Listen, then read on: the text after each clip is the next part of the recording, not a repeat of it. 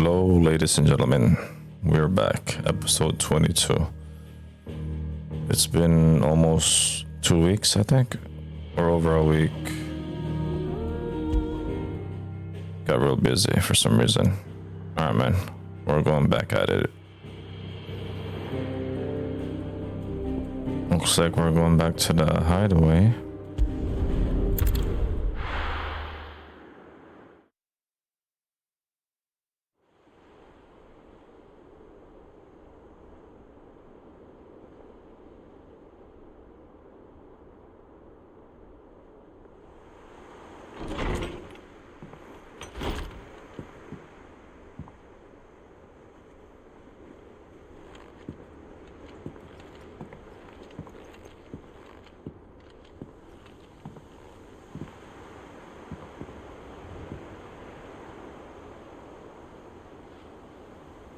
How is your brother?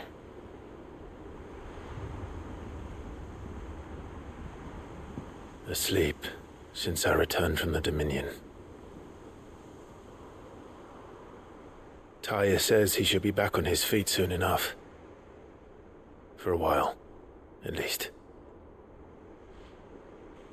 She discovered something on his chest. A swelling, circled in stone. The curse.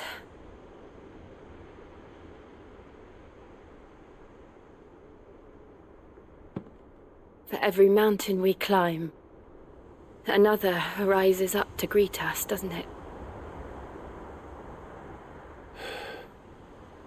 It's never ending.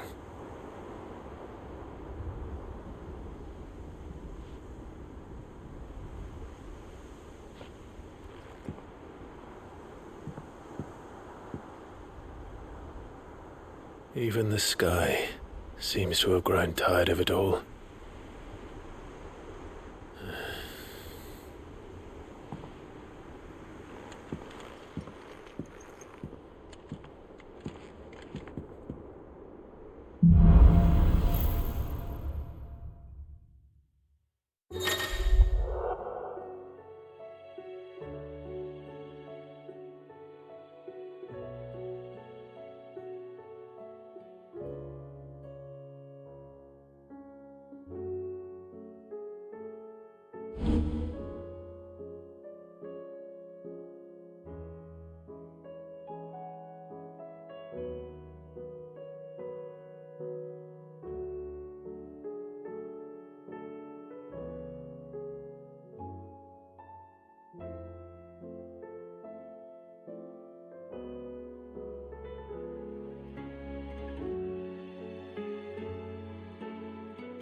Taya won't be happy if I disturb Joshua.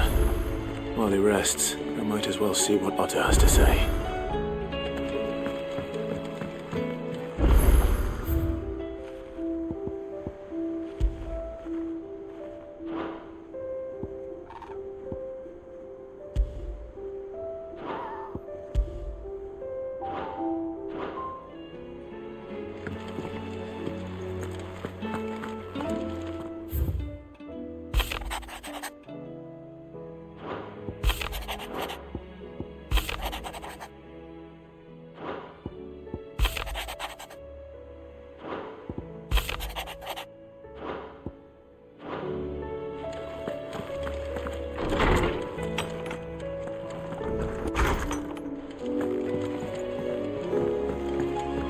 Did you see the pair that got hauled into time? Aye, it's a dangerous world out there. Let's stock up.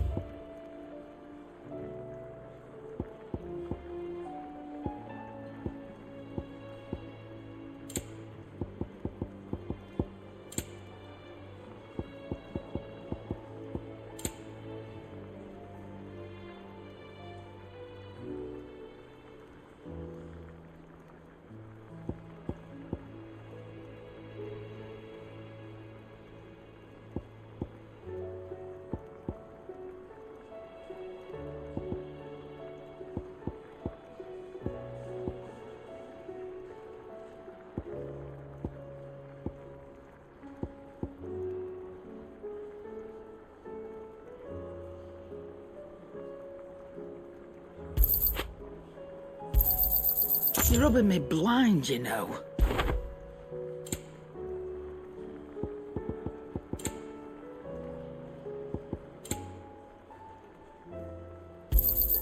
It'd better all be here.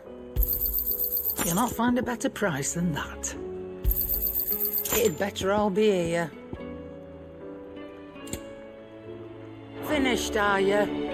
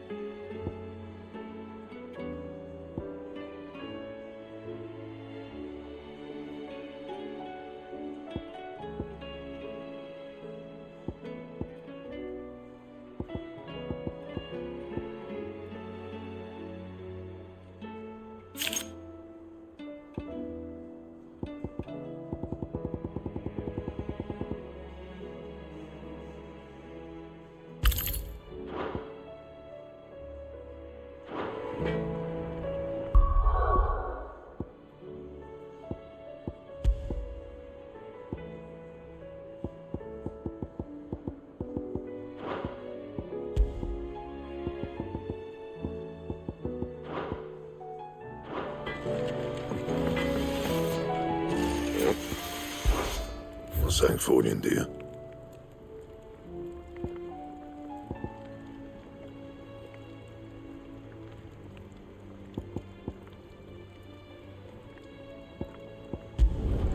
No scratches, all right?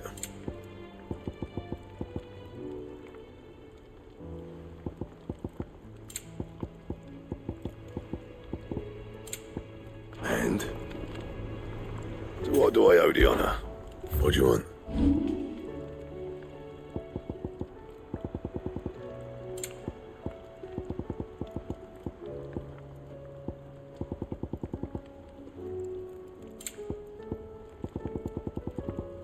Anything else?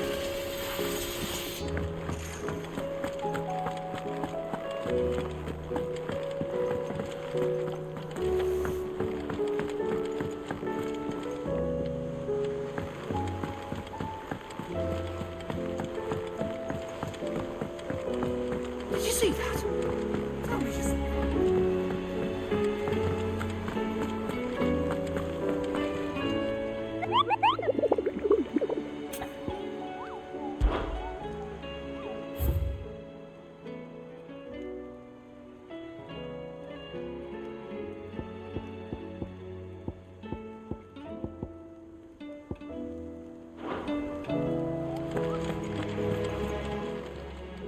Welcome to the Patron's Whisper.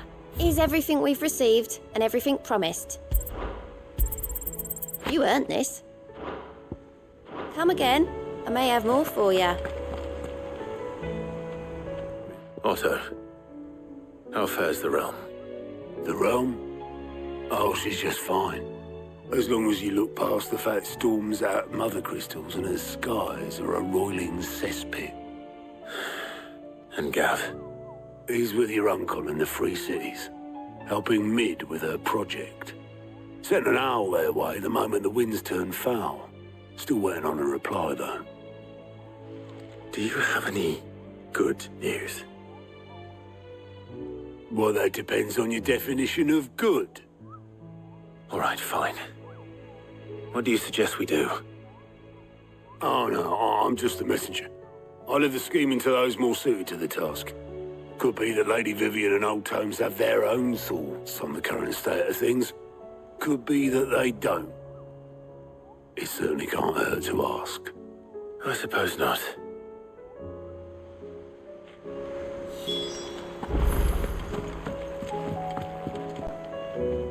How is it that every one of your little excursions presages some inexplicable catastrophe? Not that you are to blame for the Dominion's fate. No one could have predicted the actions of the Crown Prince. I'm sorry I couldn't save your home. My countrymen are stronger than you think. A few toppled clock towers won't break their spirits. They'll be back on their feet in no time. I hope so. Look at us. Bluer than a pair of bog crabs. Tempting though it may be, sulking will not help us find a solution to this mess. You believe there's one to be found? I don't know. But I am certain we're more likely to find it if we first examine the facts.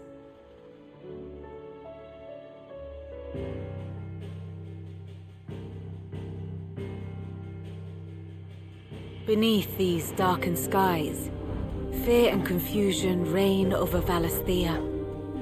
Oh, the lands around the fallen mother crystals had already begun to wilt for want of ether. But not like this. Crystals that filled wells and fueled furnaces, now nothing but pretty shards of rock. And those that hang from the people's necks cast nary a glimmer of light to keep the dark at bay. It is only a matter of time before the common folk convince themselves that the end of days is upon us. Yet I fear a swift end is more than we can hope for. While most of the world thirsts for ether, the remainder drowns in it, spawning Akashic in droves.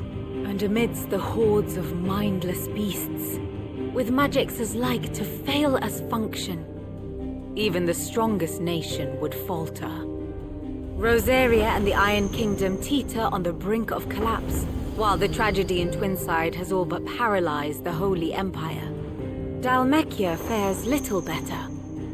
Rumor has it the ministers fled the capital after the fall of Drake's Fang, leaving their beloved republic to crumble. Waloed, meanwhile, moves in earnest. The Einherjar has been sighted off storm. The world, in short, is in chaos. It would seem our civilization was nothing but a castle of sand, to be washed away at the whim of the waves.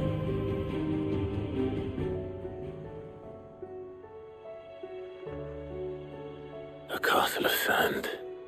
Not my best flourish, but it seemed fitting. The reports I've received are considerably more blunt in their appraisal. Without the protection of their nations, it will fall to the people to defend themselves against those who would take what is theirs. Which is only ever going to end one way. Defending a farmhouse against a band of Chocobo thieves is one thing, but pitchforks and palisades will do little to stall an army's advance. Should the King of Waloed deign to invade, there would be none to stop him. None but us.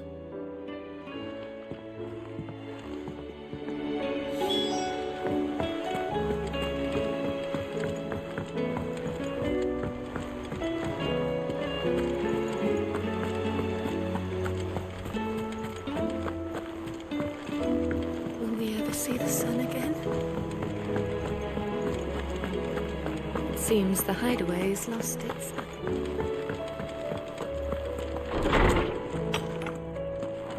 Is a storm coming soon? Let me guess. You're here about the skies. Is there anything you don't know, Lawsman? It doesn't take a court astrologer to augur the obvious. As for what has disturbed the heavens, that, I believe, is a question the Fallen might be better placed to answer than I. And on the 6th day did the gods tear the sun from the firmament, visiting darkness upon their prideful sons and daughters. But I dare say you remember your childhood lessons on the sins of Zemeckis only too well. You think they're connected? That Ultima was one of the gods responsible? Well, he has certainly exhibited powers that we mortals would associate with the divine. There is nothing divine about him. But he wouldn't be the first god of whom that could be said, now would he? Yet for all the fairy tales that tell of the sins, there is almost nothing in the way of actual historical accounts. Had I the Journal of Moss the Chronicler, I may have been able to tell you more, but alas, I fear all remaining copies have been lost to time. You will forgive me, I hope? Certainly not. Because there is nothing to forgive. Even without this journal, you've provided us ample wisdom. And we will always be grateful for it. Perhaps Otto will be more inclined to share his thoughts when he hears what the others had to say. I was wondering when next you'd visit. I have a few new notes that might interest you. There is a rather fascinating excerpt I've been meaning to show you.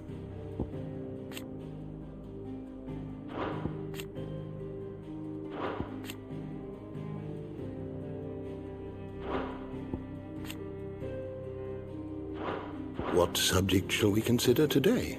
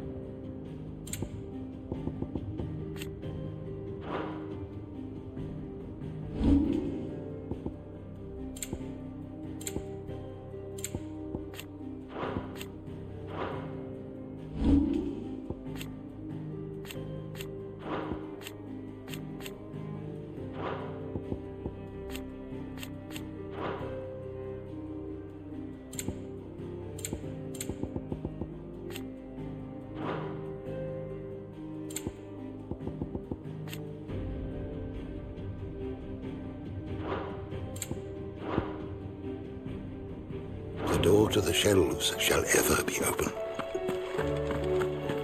Is a storm coming, Sid?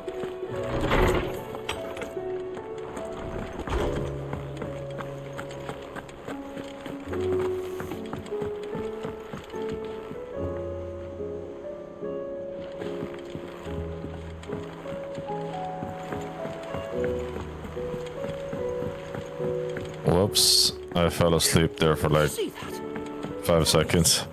I'm actually very sleepy. I might have to stop. Clive, we have a problem. Only one. That would be a first. It would. Actually, there are 3. We had as many owls arrive while you were at the shelves. Martha's got a Akashic out of gates, and talk of monsters roaming the hills outside of Northreach has put the wind up Isabel and her lot. And don't forget Dalimil. Lubor says the village was raided by bandits. When it rains... It fucking pours. The curse breakers are spread thin, taking stock of the damage in the Dominion. And even if I could get word to all of them, I doubt they'd get here in time to make any real difference. Which means... there's only 2 people who can. Jill and I. Let them know we're on our way.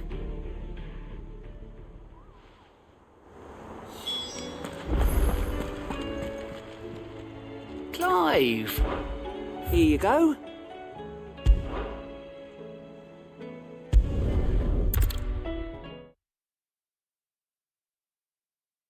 First we find Isabel.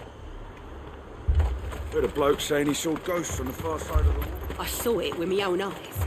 The whole of all.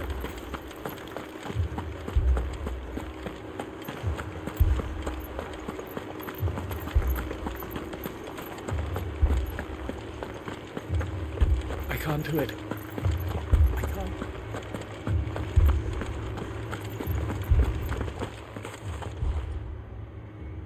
My lord. Milady. We received the dame's message. There have been sightings of strange creatures, I understand. With the blue eyes. Yes. Like a Akashic, but...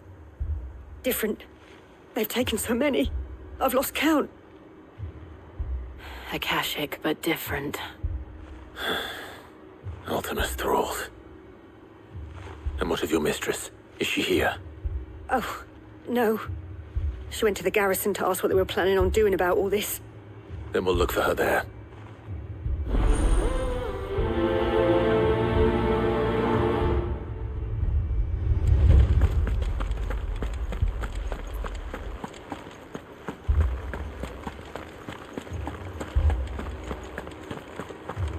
We could leave.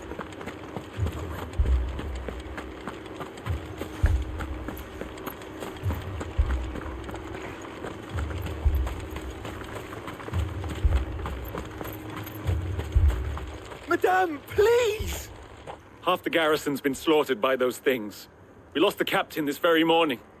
We've tried requesting reinforcements, but there's been no word from the capital or the Dominion in days!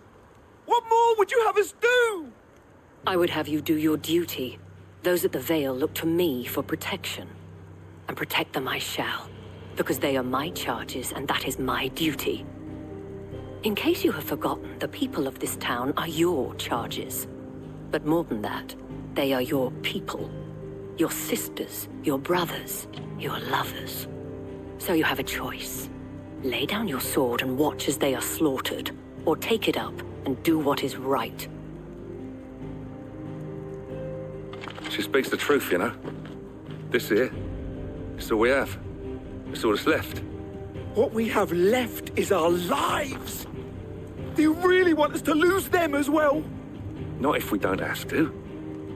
Look, there's a cask under the captain's bunk. Let's talk about this over a drink, eh? I'm listening. I'll have a word with him.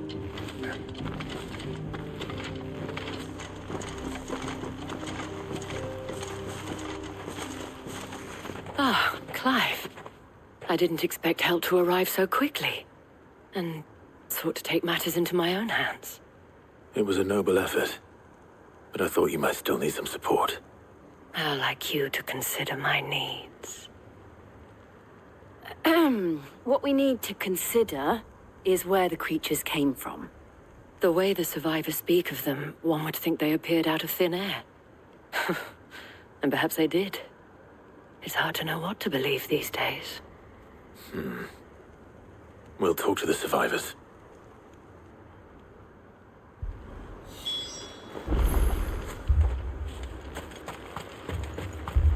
That thing, it's... Did you see the creatures that attacked you? Creatures? Yeah, They came out of nowhere. They went for Joseph first, then me, and then they were just gone. Do you remember where you were? On the road from Oriflamme. We just passed Moor when... Where's my Joseph? It's all right. Just rest now.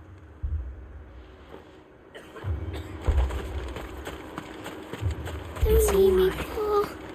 My family. You're a pikeman, yes? What happened? I've got family in Moor.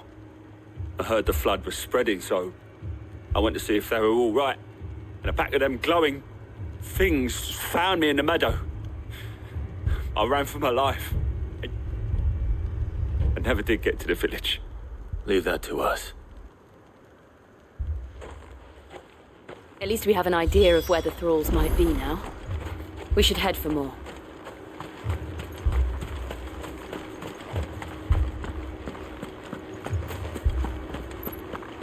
The two soldiers were carrying another.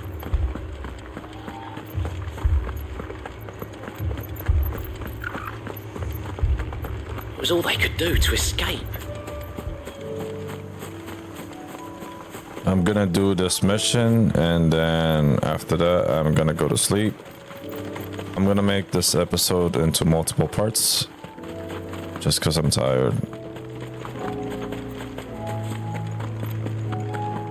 I'll be posting other videos in the future, because I did buy a bike, and I started motovlogging a little bit. It's fun, scary, little exciting stuff, I guess. Anyway, what's this blue stuff going on? The enemy should be here somewhere. Clive, look! I see them. With me!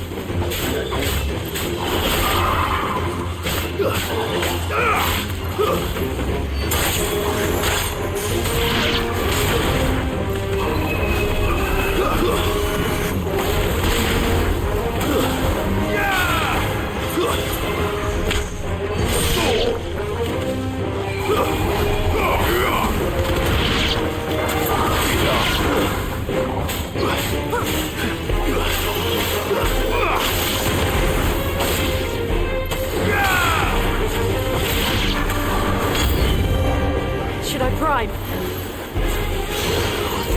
Save your strength.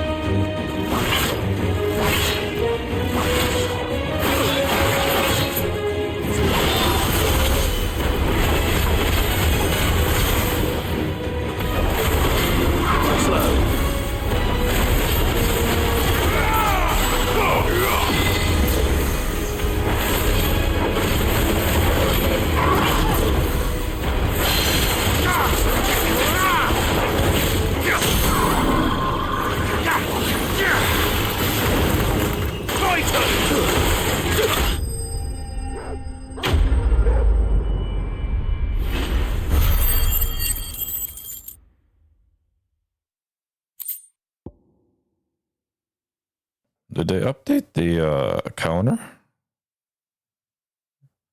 Just the animation thing. It's pretty cool. Do you think there are more? There are always more. But I'd say we've done what we can for the time being. Then we should let Isabel know.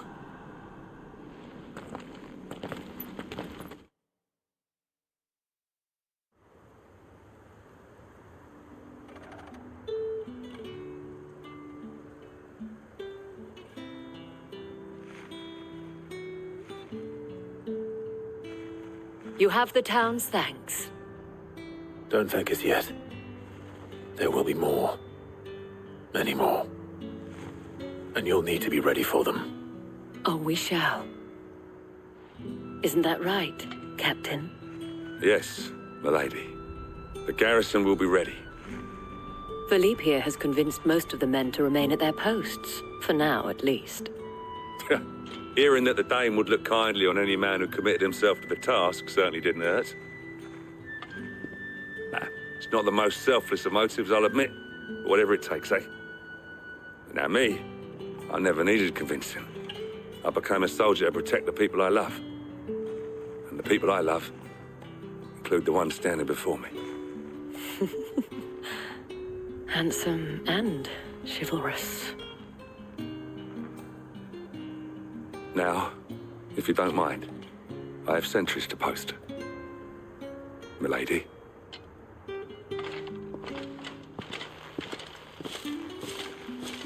Lest you wonder, I'm not foolish enough to believe that this has solved all of my problems. But it has solved one, and that's one fewer than I had this morning. Thank you again, Clive.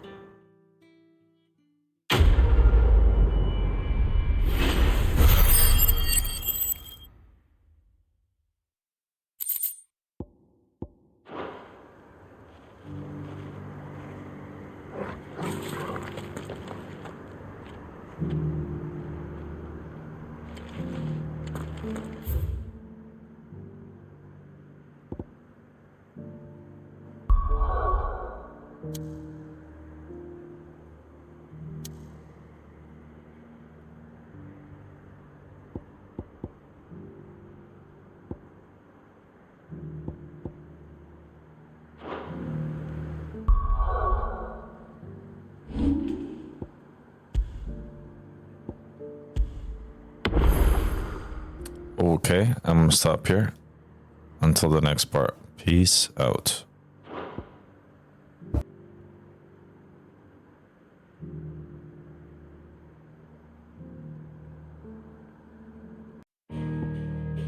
Okay, this is episode 22, part 2.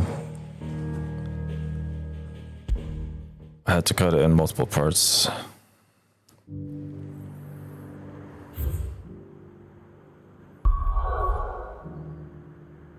So looks like we're gonna go over here.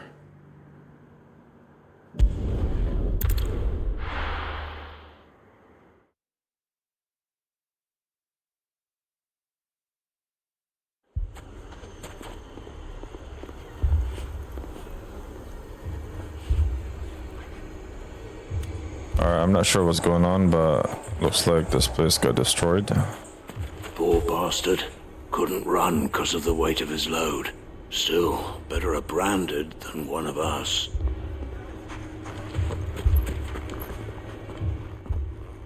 Sid! Your new companion appears much more formidable than your uncle. Should I be worried? You haven't been introduced. Jill, Clive has told me much about you. All lies, I'm sure. Your Stolas said that Dalimil has a bandit problem. Indeed. Although, you're a little late. They left with our food and guild days ago. Any idea where they went? The desert's a big place. Your guess is as good as mine. But the fact is, I have more immediate concerns. What did you say to me? What did you say? Ah, as if by magic. Let's just say we've yet to reach a consensus about how to solve Dalimil's little problem. And at this rate, it won't be the actions of the bandits which prove to be our undoing. It will be our own. I've tried reasoning with the dissenting parties, but even the Desert Hare has limits. Perhaps we could talk to them. What makes you think they'll listen to us? What makes you think they won't? She makes a fair point, Sid. And you won't have wasted much of your precious time if you fail. They're just across the courtyard.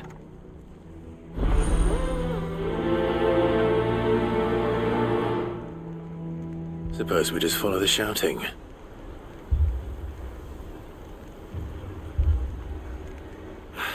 They're both as stubborn as the lover's pox, and every bit as irritating.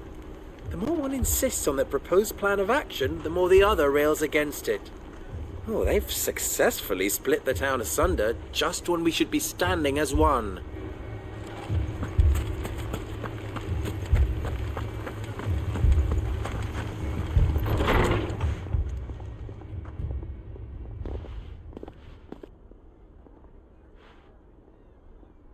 You wouldn't talk like that if it had been your men whose throats were slit.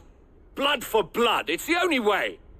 We hire mercenaries and have them mount the bandits' heads on our walls as a lesson to the rest. And what happens when those mercenaries are slaughtered like your men? Are you going to hire more?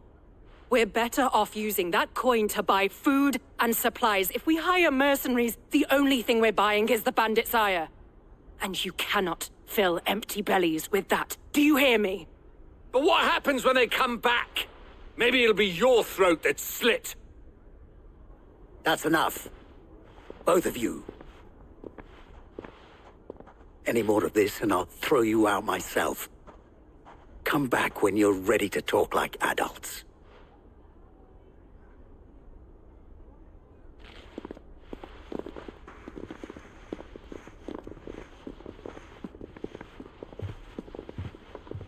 Victor. What's he doing here? Sid. And Lady Jill. What brings you here? I was about to ask you the same thing. Costness is in chaos, and the markets have all but ceased to operate. The Briar's Kiss here in Dalamil is the only place I can reliably obtain supplies. I was here to do just that when Master Lubor told me of his troubles. He thought I might be able to talk some sense into these fools. But if you're here, I suppose his patience must be waning. Who are those people? Those were the thorns in Lubor's side. And the reason this place might be headed the same way as Costness. It's these accursed skies. The darkness is enough to drive a man to madness. Or an entire city, for that matter. We're still working on the skies. But in the meantime, perhaps we can find a solution to Dalamil's problems. I hope so. For all our sakes.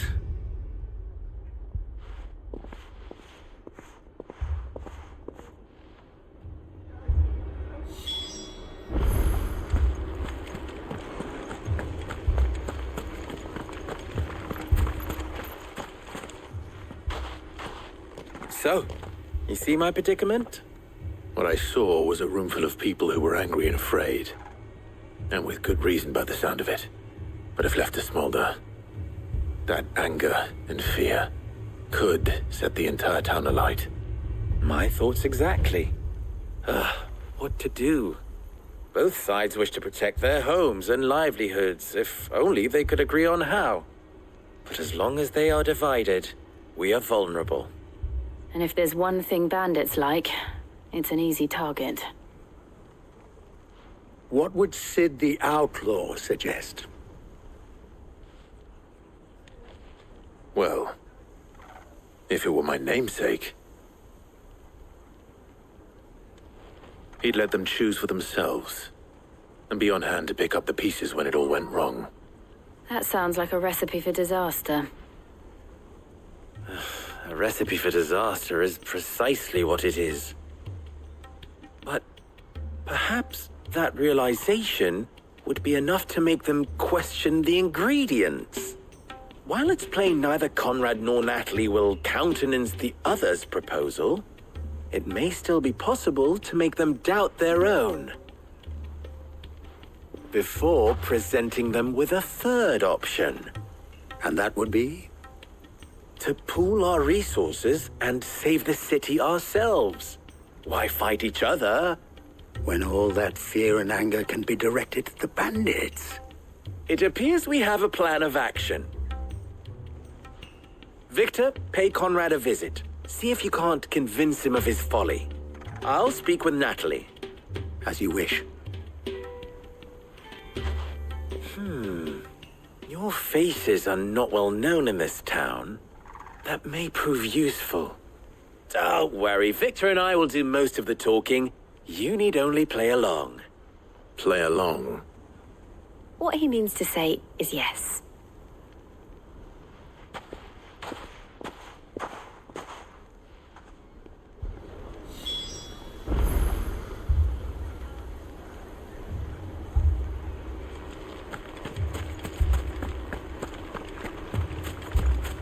Picture it, Conrad.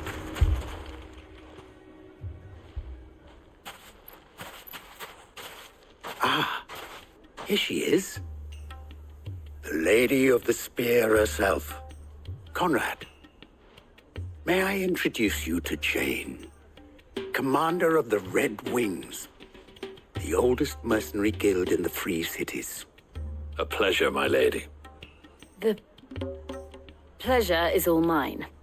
As I told you, I summoned the commander here from Canberra to inquire about a contract. Victor says you told him no. That there aren't any men left to hire. Is that true? True as the crystals cracked. Nobles came and claimed every last one worth his salt. And not just from us Red Wings. You know of the 7 high houses. There must be 2 score swords assigned each one. Granted, we have a few boys left. If it's boys you're looking for. Well, Conrad, are you saying that Dalamil's finest cannot defend this town better than a gaggle of unblooded striplings? That a band of beardless youths could better avenge the deaths of your brave men than you yourselves? Absolutely not. We'll show those bastards who they're dealing with.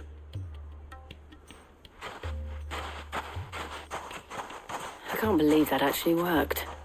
Conrad's not what you call the brightest candle in the crypt. And there's a reason why I had you do the talking and not Sid. Well played, my lady.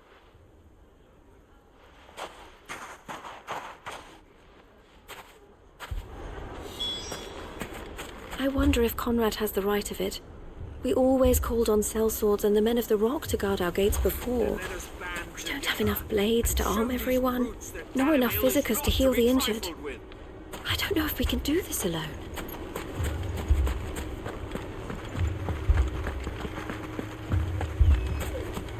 My shop?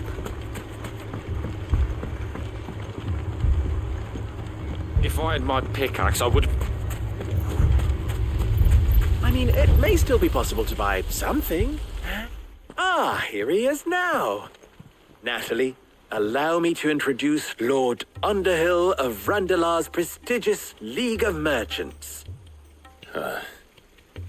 Lord Underhill. At your service. Underhill? I was just telling the good lady of our conversation, my lord, and how you were lamenting the state of the capital's stores. Lubor says that not only are the granaries almost empty, but that war and the Blight mean this season's harvest won't be enough to fill them for winter. Indeed, certainly that is the case.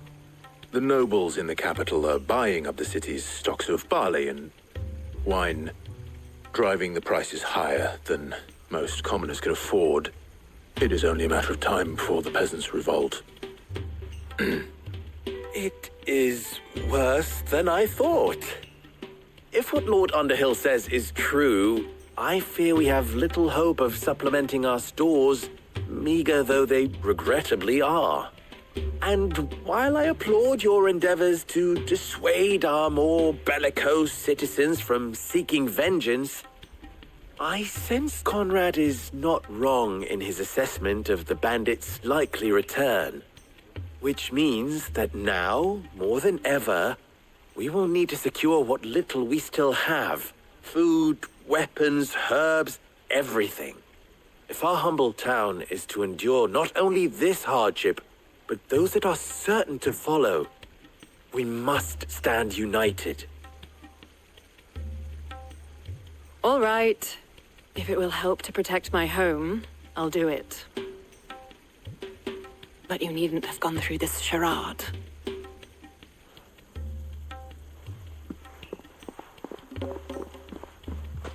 Thank you, Clive. Your performance was nothing if not workmanlike. She saw right through it.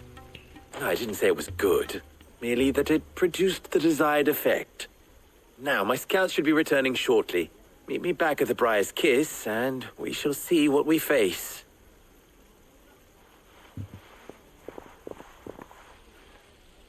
I'm not convinced our roles in this ruse were entirely necessary. I don't know. Conrad seemed quite taken with you. I would not see any unnecessary blood spilt. We need a plan. Mummy, I'm scared. Oh, I'm ruined. Good news, Sid. Both Conrad and Natalie have somewhat gracefully accepted their new roles. With time, they may even learn to. Time no longer appears to be the luxury it was before lunch. I take it your scouts found the bandits. Technically, it would be the bandits who found my scouts. It appears they march for Dalamil as we speak. All of them. You're not serious. They don't just want food, they want the whole damn town.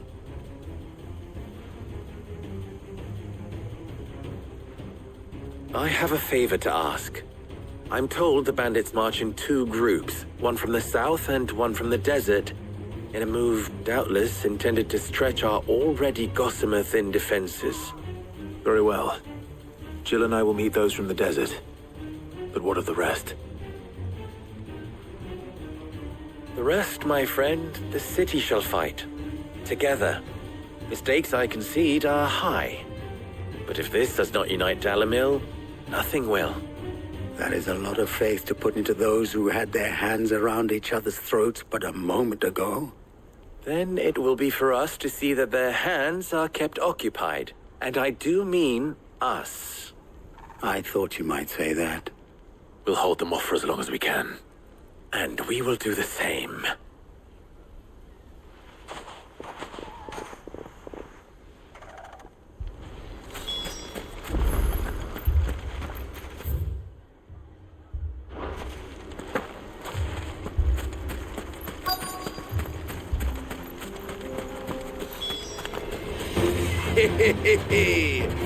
The women folk have come to welcome us.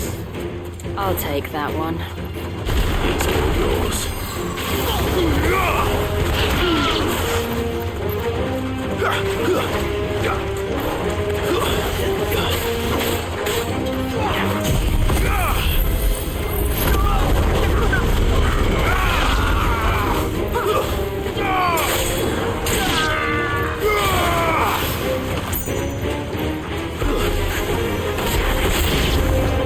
They mean to overwhelm us. It's over.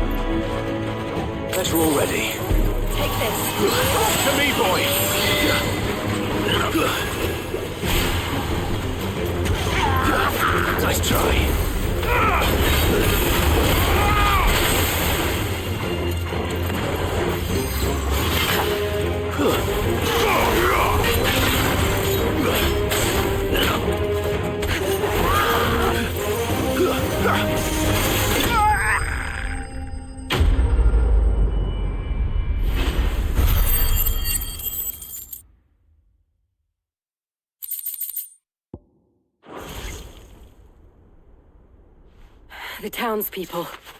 Could they have held out? I don't hear any fighting. What do you think? That we should hurry.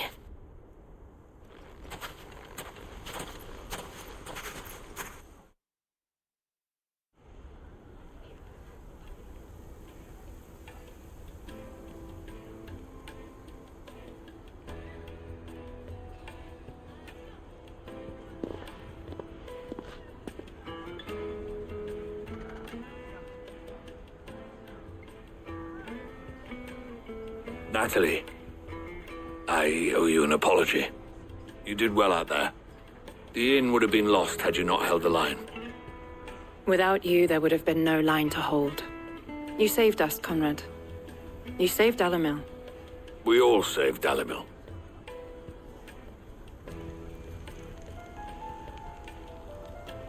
Conrad seems to have had a change of heart. I'd say they both have. I take it from your presence that our visitors from the desert won't be joining us either. Pity. The plan worked, Sid. Granted, it only took an army of bloodthirsty bandits at our gate. Calm now, Victor. Why quibble over the details? We are united, and that is all that matters.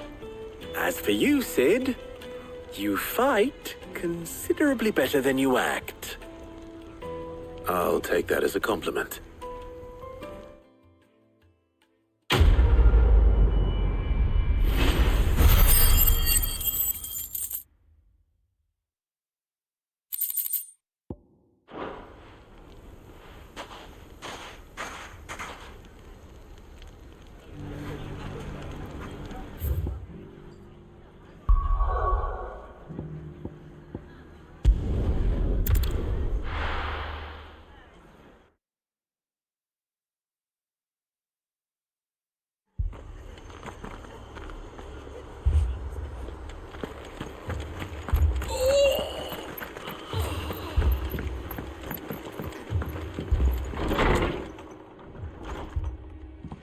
Martha. It's good to see you. And you, Clive. Jill?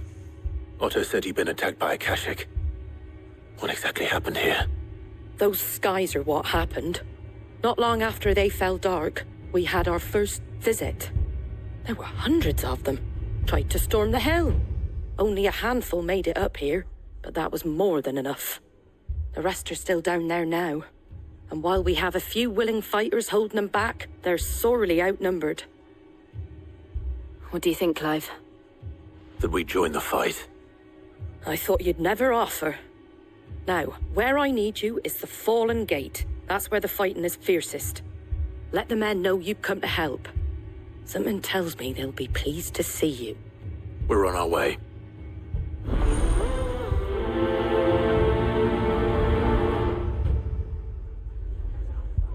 Do you think there are as many as Martha says? More.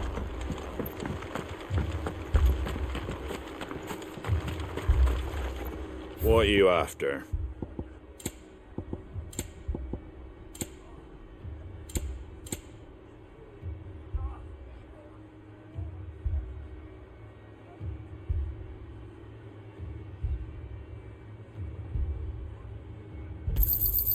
Much obliged.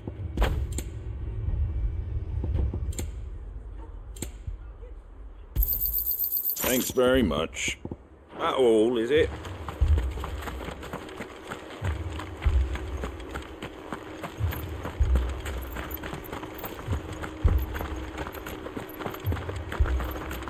You don't think they've abandoned us, do you?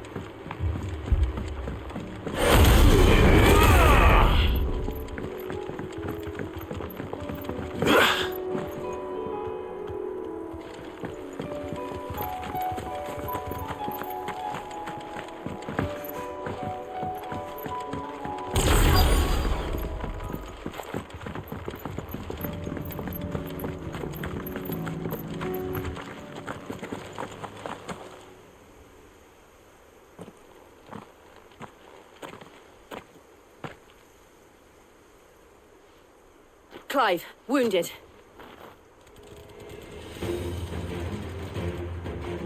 We deal with the Akashic first.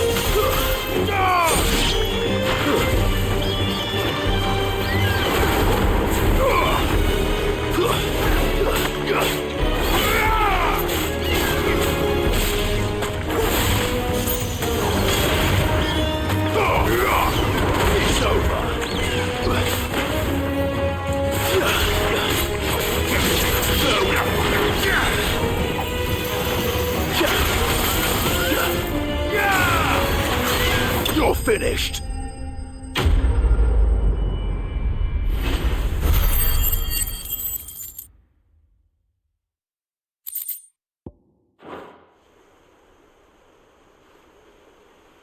These men don't have the look of hired swords.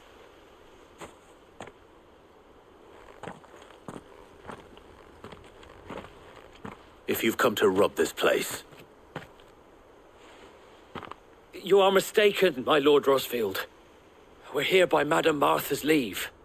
how do you know my name? Forgive me, my lord. There wasn't time for introductions. We're with the Guardians of the Flame. Wade's men? But how did you come to be here? Where is your commander?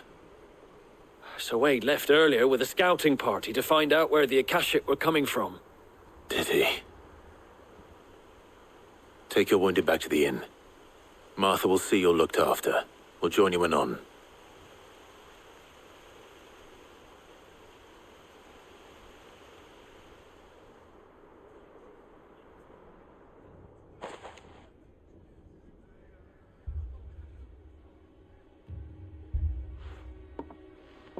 And to think you took them for thieves.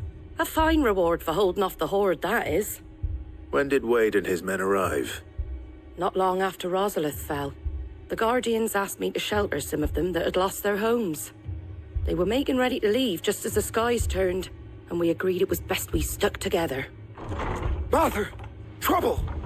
The scouting party's almost at the lift, but they got a pack of Akashics snapping at their heels! And they got wounded with them!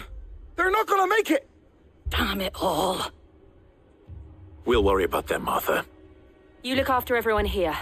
If any can still fight, send them to the lift. I will. You two be safe now.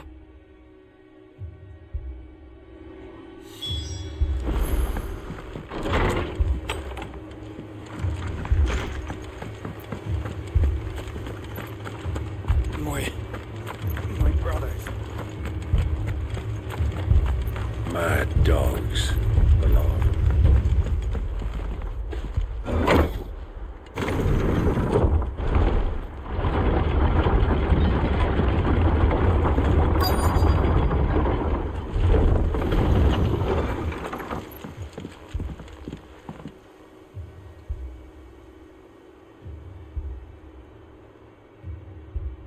Squire, I need you to get those who can still walk up the lift to Martha's.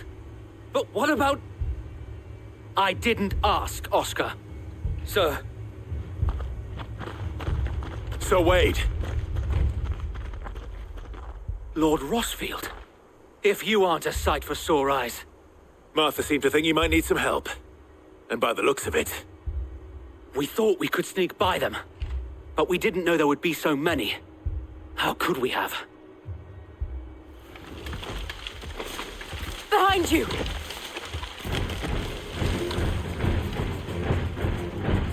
Damn it! We need to get the injured to safety. Do you think we can hold them off? We can certainly try. Are you with us, Sir Wade? Always. Then let's do our duty.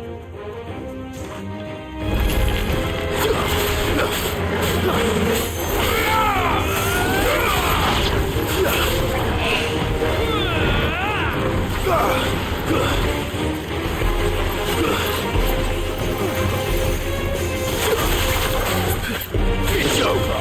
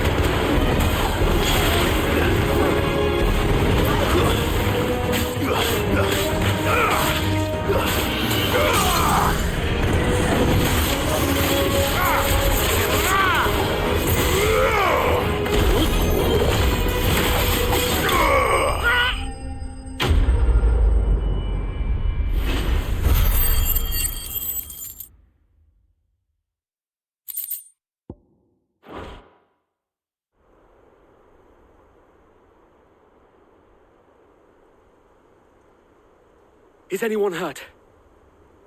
I don't think so. And yet again, you've pulled me from the flames. It's just a pity I keep walking into them. You've never been one to shy away from danger, Sir Wade. Like any shield worthy of the name. I see you're all in one piece. Martha! Is something wrong? The lookout saw smoke coming from down Eastpool way. Too thick to be a hearth. A second horde.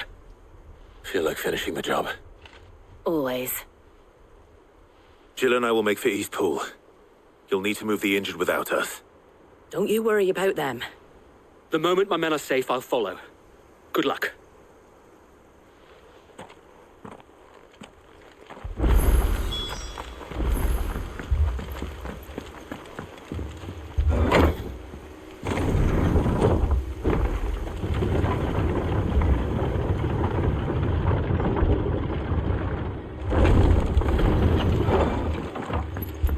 Mad dogs alone.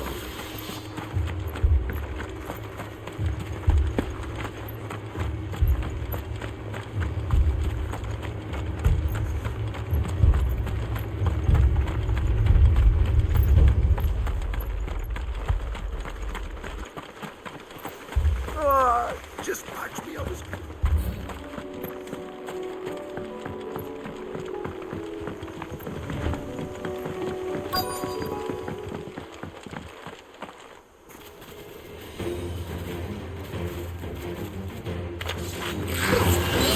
They're headed for the rest. We have to slow them down. Martha and the others won't be ready.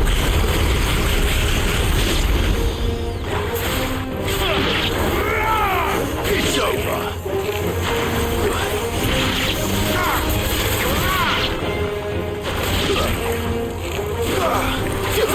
It's over.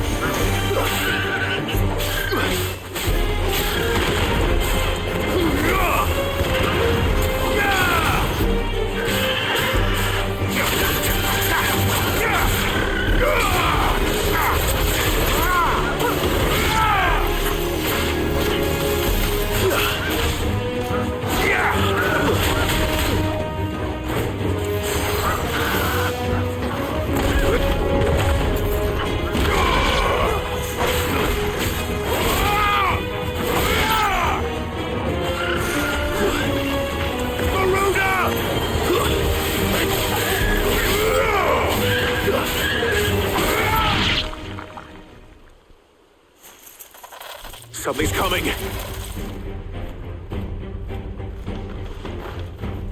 Apologies, my lord. Did I miss anything? Only the first round, Sir Wade. Shall we? This one. I've heard talk of.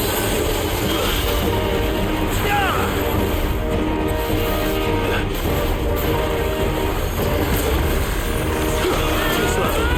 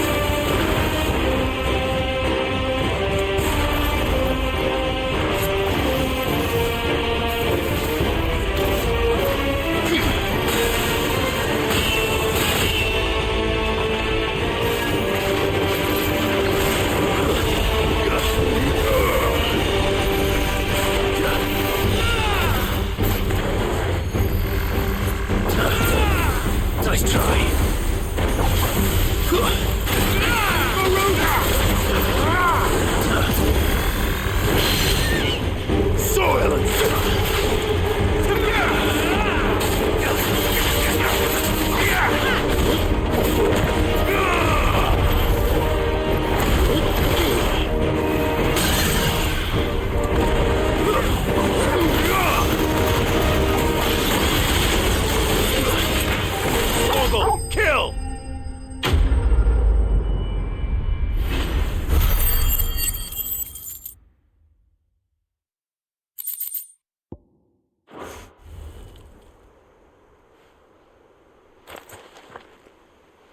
Do you see any more? No. I think that was the last of them. But it won't be long before the next lot arrive. Then we make for Martha's while we can.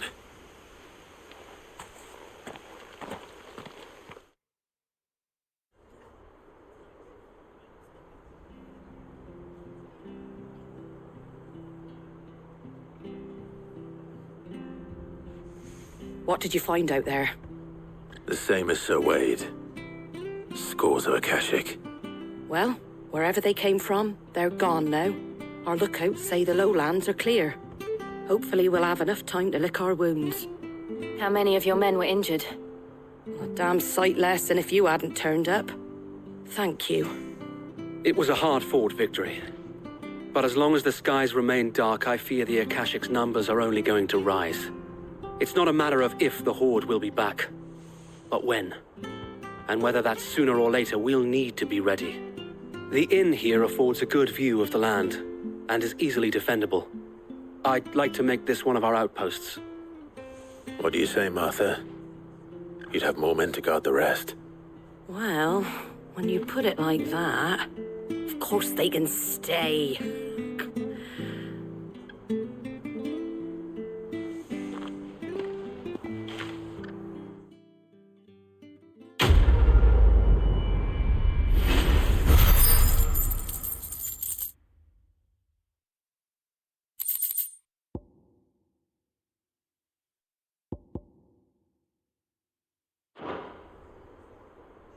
My lord, there's someone I'd like you to meet. Oscar, over here.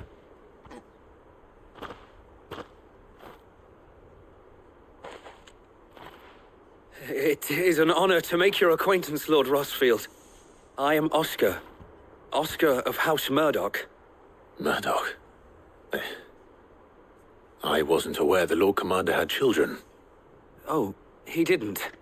But his brother, my father, did. I am Sir Rodney's nephew. Well, go on then. It's not for me to ask him. Yes, Sir Wade.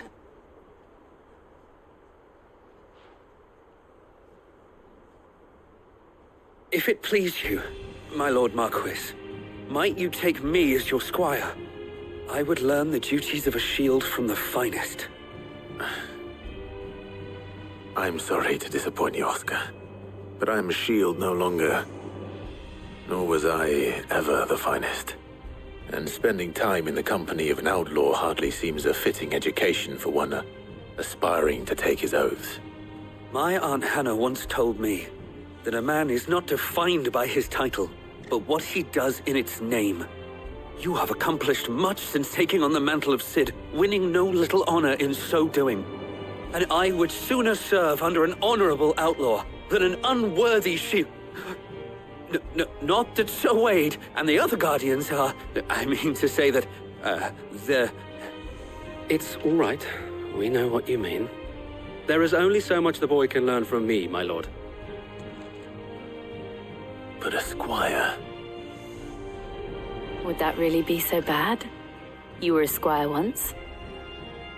And I'm certain Sir Rodney would approve.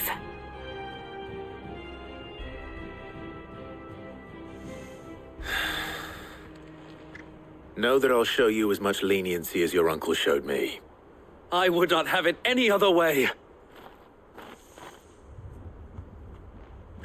Our friends seem to have things under control. For now, at least. Let's go and put Otto's mind at rest.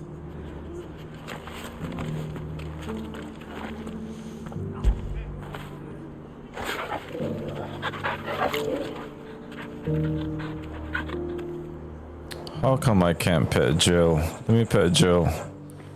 Oh well.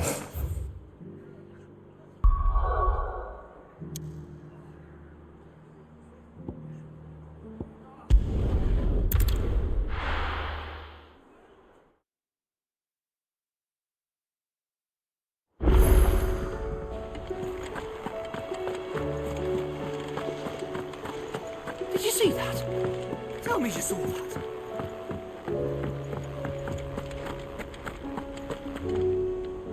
Was wondering when you turn up. Had owls from all our friends thanking you for your timely intervention. How is it you always manage to arrive at just the right moment? Luck, I suppose. Any word on the rest of the realm? Let's see. Storm's still crying out for mother crystals. The nations are still in chaos. And the skies are still the colour of a kick in the kidneys 2 days on. So... Right. Clive, we knew this was going to happen. Well, not the bleeding skies part, but you take my point. Now's not the time to second-guess yourself. Now's the time to visit the infirmary. Taya says your brother's awake. Thank you, Otto.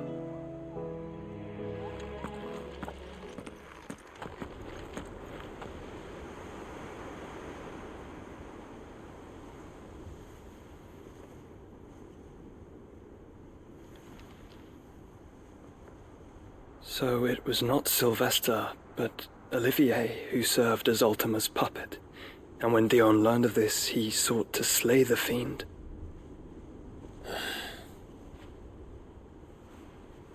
Only for his father to take the spear that would have freed him. Enough to drive a man to madness. Small wonder he hasn't stirred. I would be afraid to wake. Had I but reached out to him sooner, warned him of the threat Ultima posed. But now, both an empire and her prince lie broken. Joshua, what do you know of Ultima?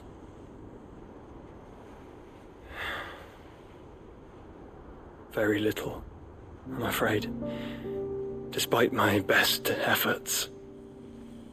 18 years ago, as I lay buried beneath the rubble of Phoenix Gate, 'twas not death who came for me, but another. And it was while in my rescuer's care I first heard of Ultima. I've been chasing his shadow ever since. Ultima is driven by some deep, dark purpose, and for whatever reason, it would seem you are crucial to his designs. He will stop at nothing to have you, even if that means toppling an empire. But why me? What possible use could I be to such a creature? That is one of many answers that have eluded me. Yet, I am certain of this. It is not mere chance. You were chosen for a reason. All dominants carry within them the might of an Eikon. Nigh limitless power that is at once acutely limited. I wield fire, and only fire. And I only ice. 8 wardens for 8 elements.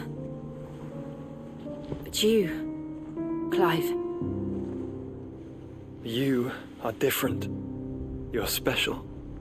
Your abilities begin with the flames of Ifrit. But they do not end there. The fact Ifrit can even exist goes against everything we thought we knew of dominance. Perhaps Ultima has been waiting for one such as you, whose potential is truly limitless. I've encountered that thing several times now. If it or he, as you say, needs me, why hasn't he claimed me as he did the boy?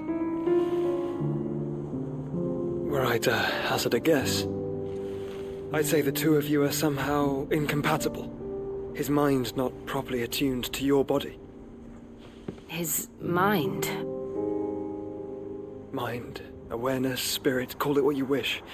But I believe Ultima to be an embodiment of the concept. This is why I struggle and fail to contain him here inside me. I'm sorry. Inside you?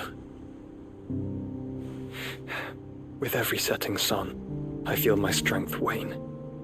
And though the Phoenix's flames mend the prison I have made for Ultima, they do so at a cost. We must find a means to bring an end to him before I meet my own. What were you thinking? It was that or let him take Clive. And I've always had a soft spot for my brother. But that doesn't mean you should sacrifice yourself to save me.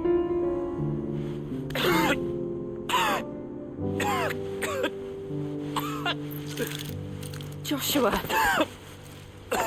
Clive, it's Gav. There's an army of Akashic at the gates of Canver.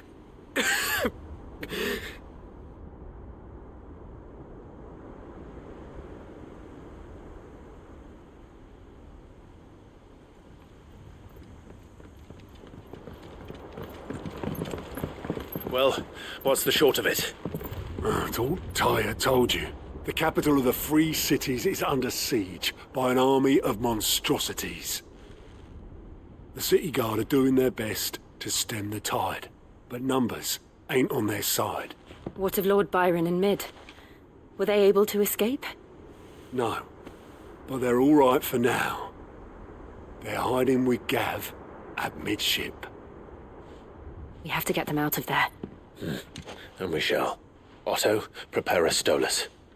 Tell Gav to stay exactly where he is. Understood. Vivian, what's the swiftest route to the Free Cities? That sounds like a question for the map. Look here. This road, through Tabor, should provide the least trouble. Good. What a coincidence. Tabor is exactly where I'm bound. Joshua, bed is where you should be bound. You don't think I told him the exact same thing? Were Tyre not such a talented healer, I would surely have been inclined to agree. But, thanks to her ministrations, I feel I may safely rejoin my attendant, who was to wait for me in Tabor if we became separated. All right, we travel together. Clive. If he stays close to me, he'll be fine. Thank you, brother. I'll look after him.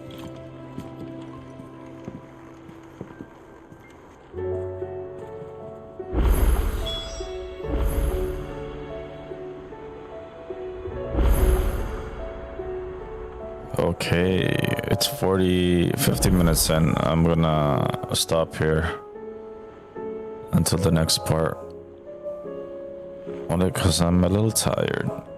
Okay. Toodaloo.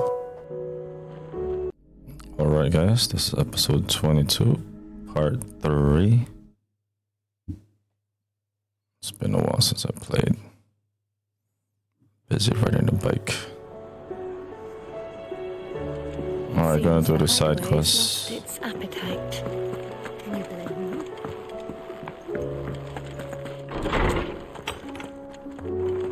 There's a storm coming, Sid.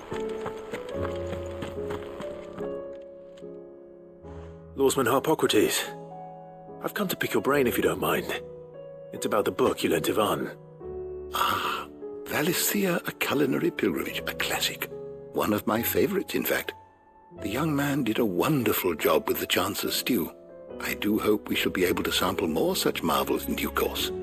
That's actually why I'm here. I don't suppose you know where I might find skyworm livers and drake's mint. Ah, so the fabled Sandbrequois delicacy is next on the menu. Delightful. The descriptions of fried mortris never fail to make my mouth water. Now, skyworm is a somewhat antiquated name for the wyvern, their ground livers being the paste from which the mortris is made. Dragon livers. How very Sandbrequois. One would have thought the disciples of Bahamut would have a touch more reverence for their Eikons brethren, but apparently not.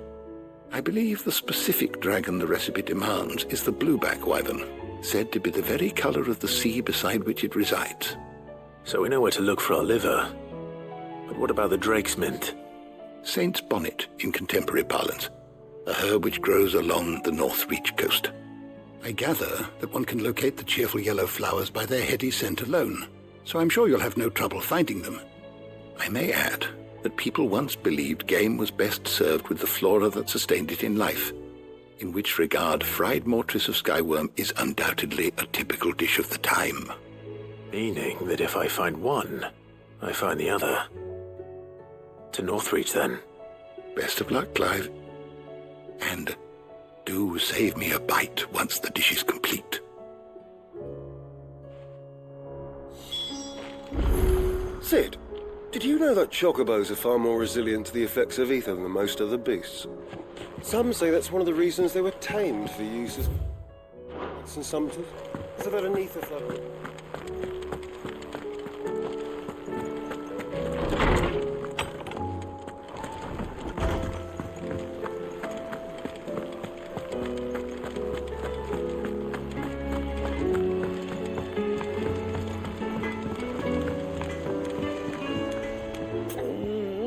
What am I gonna... Is everything all right, Goots? You seem more discomposed than usual. Oh, I don't know what that means, but I'm in a bit of a muddle. Oh, I think Nan might be in trouble and she's... It's all right. You can tell me. There was a trader came by. One of our usuals, like... Said he'd heard some rotten rumours about her down Dalimil Way. Folk are saying she's been selling to bandits and cutthroats and that. I mean, she's fond of a chance to make a coin or two, aye, but she'd never do business with baddies. Especially not the kind who go hating people who haven't done out. I wanted to ask her about it myself, but I'm scared she'll give us a tongue lashing. She'd never give your tongue a lashing, though, would she? Don't worry. I'll speak to her. Oh, thanks, Clive. You'll let me know what she says, won't you? Of course. I'm sure it's all just a misunderstanding.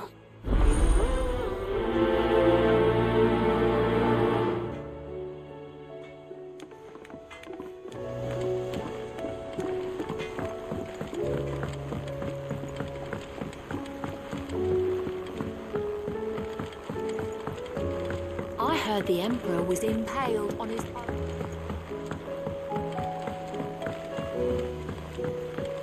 We're all gonna die! You hear me?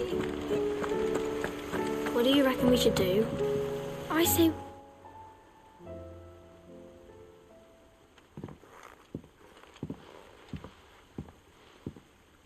Sid! Hard at your studies, I see. And what is that? It's not a set of scales, is it? No. Of course it isn't. Well, not anymore, it's not. Oh, And just how long hasn't it been one? we're sorry. But we didn't break them. We dismembered them. Just like Miss Mididol showed us. Miss Mididol? And why would she have you dismembering her creations? Because that's the only way to become a ninja-near. Miss Mididol said, the best way to see how something worked is to take it apart and put it back together again. Well then, your work is already half done. Carry on. About that. The taking apart was easy enough, but it's the putting back we can't work out. Speak for yourself. The heavy thing goes at the bottom. Then...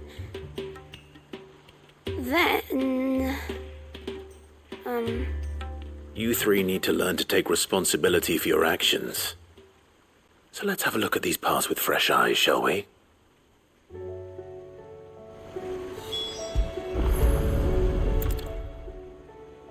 All right. Everything here was once part of Miss Mididol's scales. Every piece has its own role to play, and each is just as important as the others. If even one of them is missing, the scales won't work. So let's think about what those roles might be. You already know one of the pieces.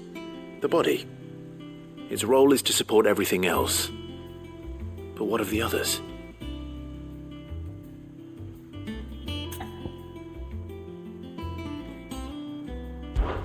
This is called the arm. Why do you suppose that is? It doesn't look much like an arm. You're right. It looks more like a wing. Like a chocobo wing! You've ridden a chocobo before, haven't you, Sid? Will you teach me to ride one day? I'll think about it. Now, what do arms do? Hold things. So wait, maybe this arm holds things too? Good thinking. You're on the right track.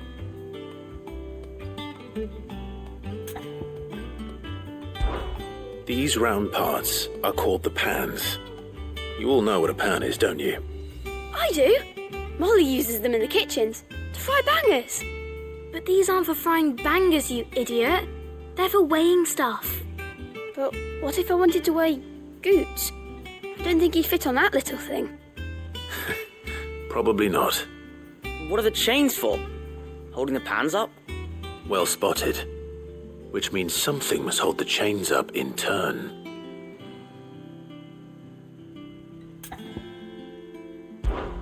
This tiny piece is what's called a cogwheel, or gear. Have you ever seen one before? I have. Miss Minidole's dungeon is full of them. Most are on the floor. She puts them in all her inventions. They spin round and round and round and round and... That's right. They're very useful when you want to make things move. Do you remember if there was anything on the scales that moved? I remember the arm moved when I tried weighing an apple. And then somebody ate it. It's not my fault. You shouldn't have tried weighing it before lunch. You know what part's supposed to move and how it's supposed to move. So, let's put the pieces together first, see what doesn't move, and then stick the cogwheel to that. Not a bad idea. You see, it's not so difficult. So, now that we've taken stock of the parts and learned what they do, what do you think? I think we've got it. Then here's what we'll do. You tell me what goes where, and I'll put the scales together. Well, obviously you need to start with the body. All the other pieces fit onto it, don't they? And the arms go on the body, just like real arms. Or wings, if you're a chocobo. And then the arms hold the pans by the chains. Very good. Let's see if that works. Ah, all finished.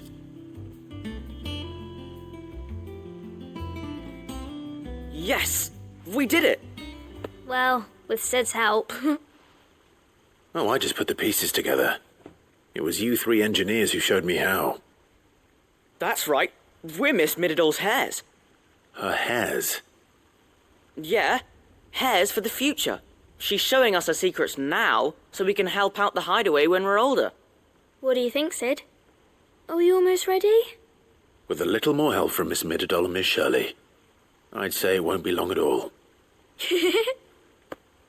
You hear that? It won't be long. Until then, though, do try to be honest with Miss Shirley.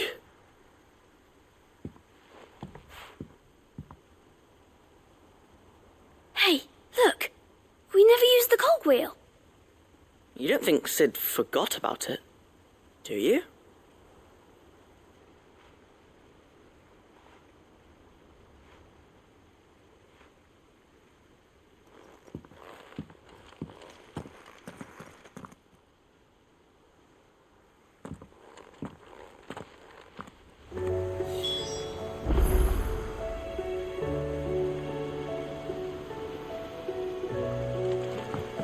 Didn't happen to forget anything, did you, Sid? Didn't happen to forget anything, did you, Sid?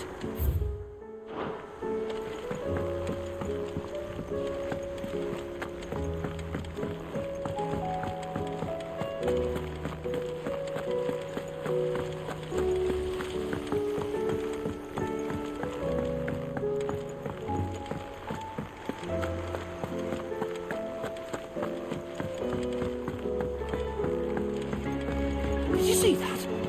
Tell me you saw that.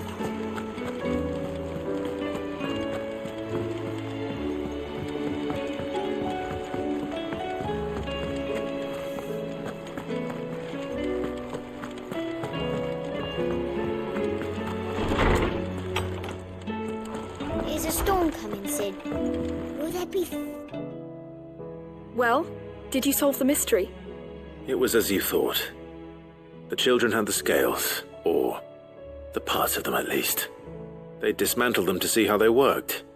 Oh, no, Mid will have my head. Thankfully she won't. This might even have been her idea. Although I was the one who ended up teaching the lesson. I'm so sorry, Sid. I know how busy you are. I shall see that the children are properly punished. Please, there's no need. Mid seems to have taken the 3 of them under her wing. She's even calling them her heirs. She'd have them follow in her footsteps. And her father's. I see. Sid, do you know why Mid has been spending so much time at the hideaway of late? She told me it was because her studies have been interrupted by events in Canva. Is that not true? No, it isn't. The university offered her a commission. In exchange for full tuition, room and board, they asked her to oversee the design of several new war engines. To anyone else it would be an opportunity, but to Mid, who lost both her parents to war, it was a bitter pill. One she was none too keen to swallow. But that should come as no surprise. She's only ever cared about bringing people hope. The very last thing war can be said to do. Which explains her heirs. She's working to give them a better life. And so should I. What's the odd engineering lesson? Oh, you've given them far more than that. And I'm sure they're very grateful.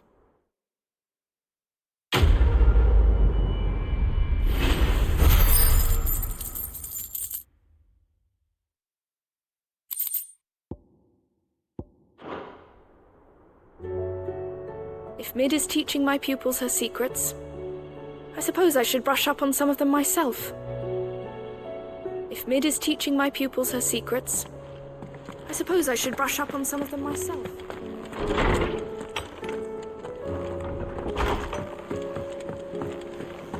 It seems the hideaway has lost its appetite.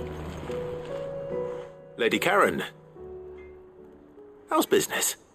Not nearly as foul as the weather. You're doing good trade then? Both in and out of the hideaway? Can't complain. Wait, what exactly are you getting at? Not once in 5 long years do you pay my affairs half a care, but here you are today raking me over the coals like a bloody popoto? Just asking. Out of interest. All right. I'm here because I was told that certain rumors have been circulating. About you selling weapons to brigands. Oh, are you? And who was it who knows me so well as to tell tales of my evil exploits? I didn't exactly hear firsthand. All I know is that someone in Dalamil has been spreading word to that effect. And what? You believe it? You think I'm profiting off the blood of innocents, do you? Look, I've done things I'm not proud of. Might be there were a time when I turned a blind eye to the wretchedness of the world so I could line my pocket. But that woman is no more. And you'd know that if you'd ever paid the slightest bit of notice. You're right, Lady Karen. I apologize. It was wrong of me to doubt you. No, it was. No. I reckon you've got better things to do than pointing your do-gooding finger at a poor old woman. Of course. Good day.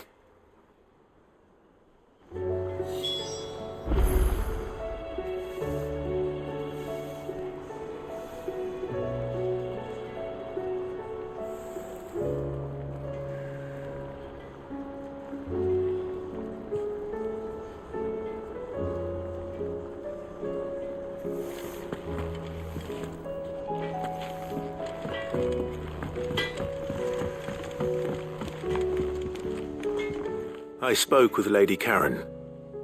What did she say? That the rumors were unfounded, and that I was a fool for thinking they might hold any truth, along with some other things that made her feelings clear.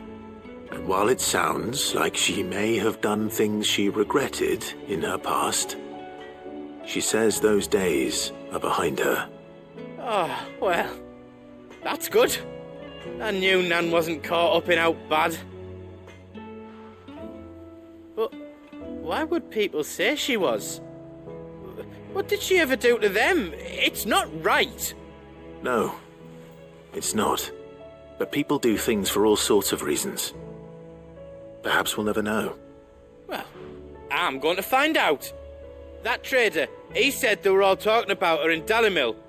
So that's where I'm going. I'll find someone who'll tell me, you'll see. Are you sure that's wise? Whoever's spreading these rumors means Karen ill. Oh, right. But that's why you'll be coming with me, isn't it, Clive? I suppose it is.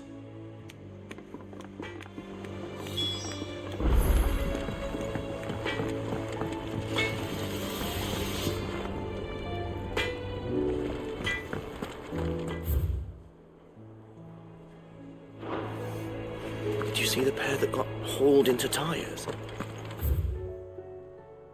Aye, all their fancy silks, they.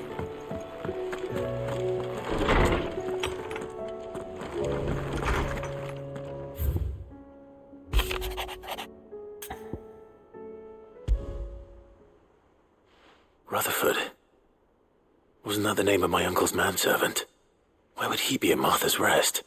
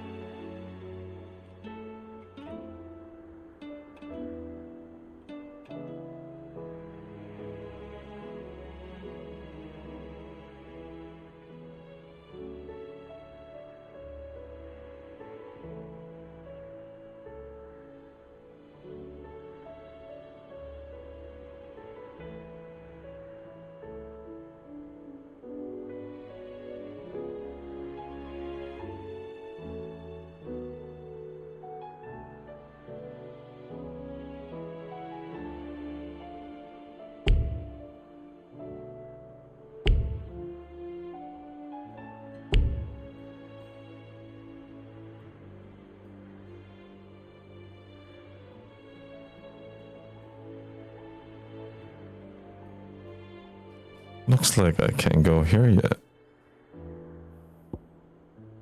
Well, I guess I'll have to go here first. Let's see what's over here.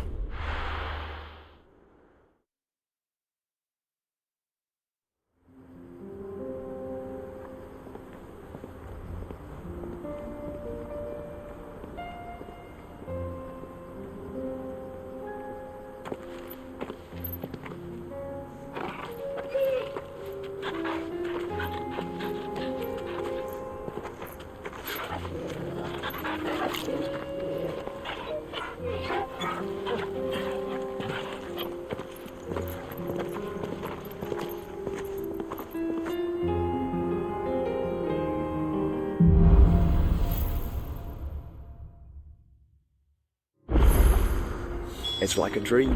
The four of us out walking like we used to. Enjoying this, are you? Gavin, the others could be in danger as we speak. You're right. Yote is a fine scout. If Campbell was attacked, she will already have begun gathering information. Tabor isn't far. We should pick up the pace.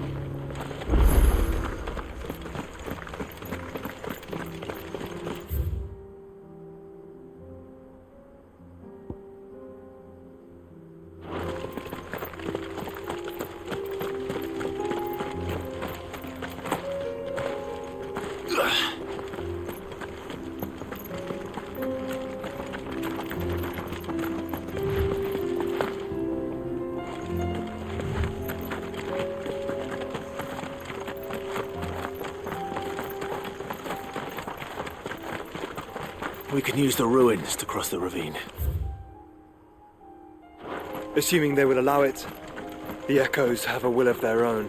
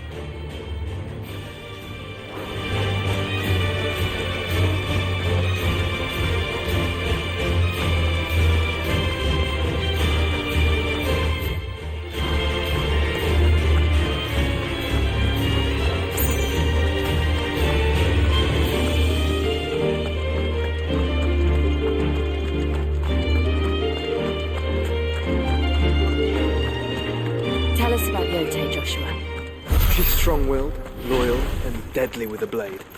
Much like Clive, but with better manners.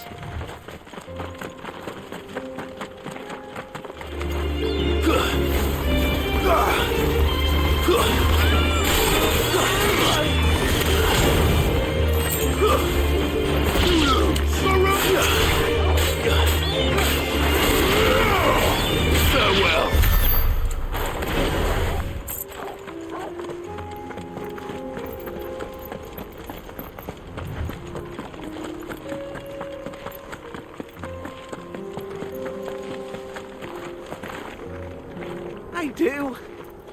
Where are you off to now, then? Bound for the Free Cities, perhaps? Oh, no need to say if you'd rather not. We all have our reasons.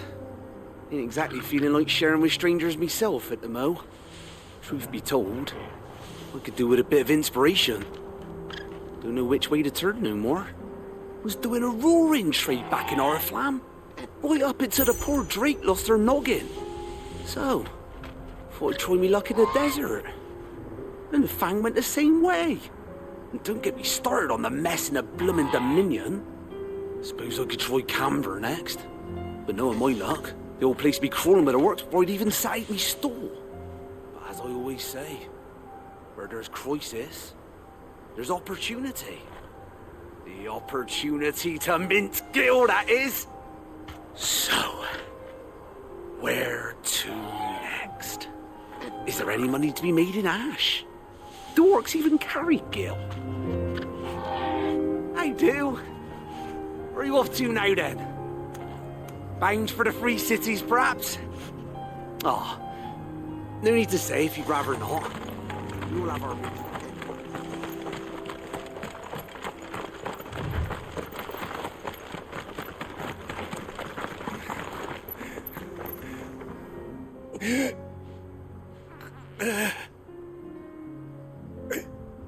You're injured.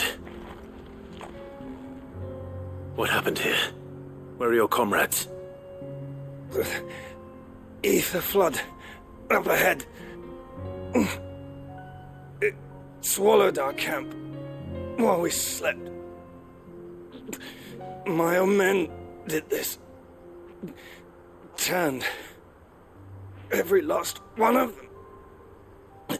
There's a village not far from here. Tabor. The people were kind to us. It's only a matter of time before they won't stand a chance. We can't let those monsters reach the...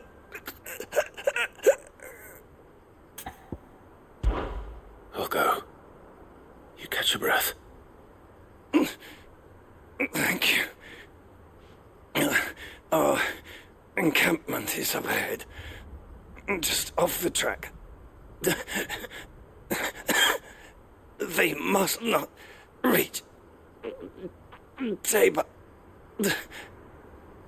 Forgive me, Lord Cougar. Rest well, soldier.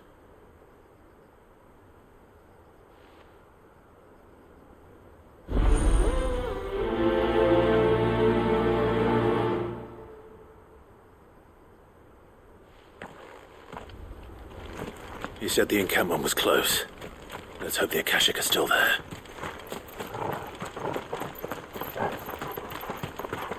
Another ether flood. They're everywhere now.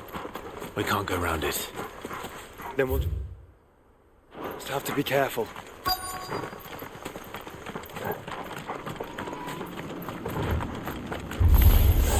Good. I got here in time.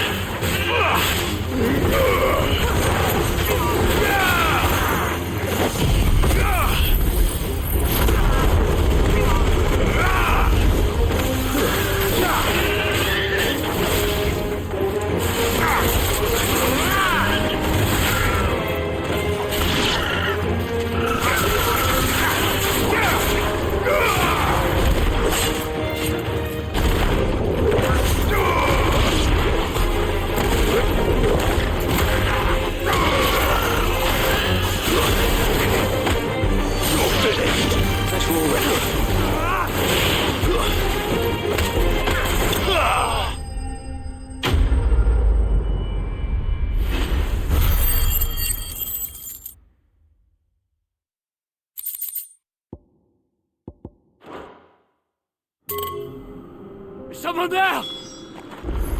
Please, I can't move my leg! That doesn't sound like an Akashic.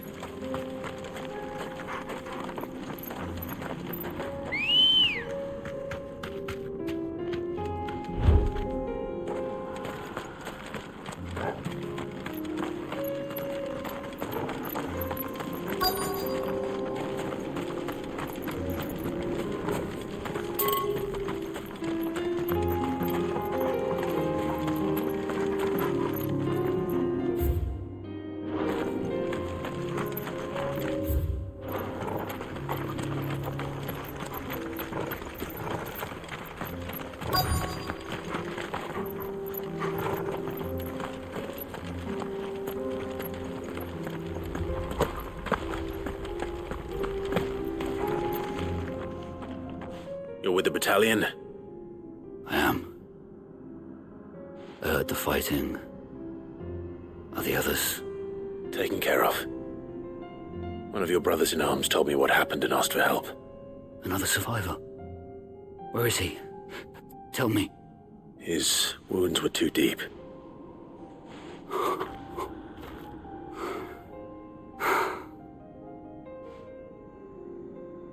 He was right to send you. Those things you slew are no longer my brothers. Tabor is safe thanks to you. Here, you've earned it.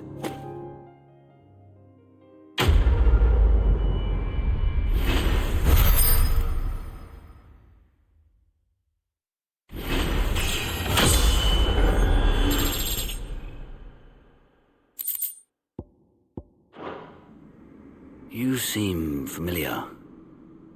Have we met? You must have me confused with someone else.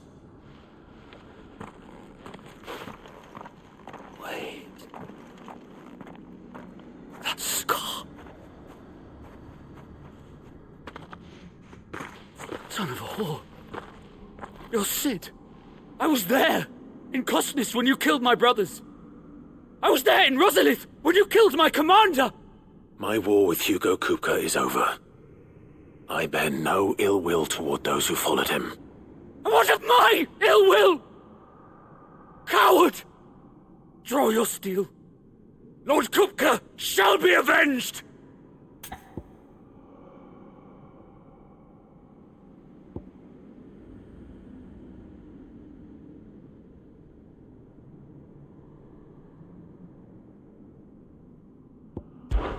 When your wounds have healed and your head has cooled, come and find me if you must.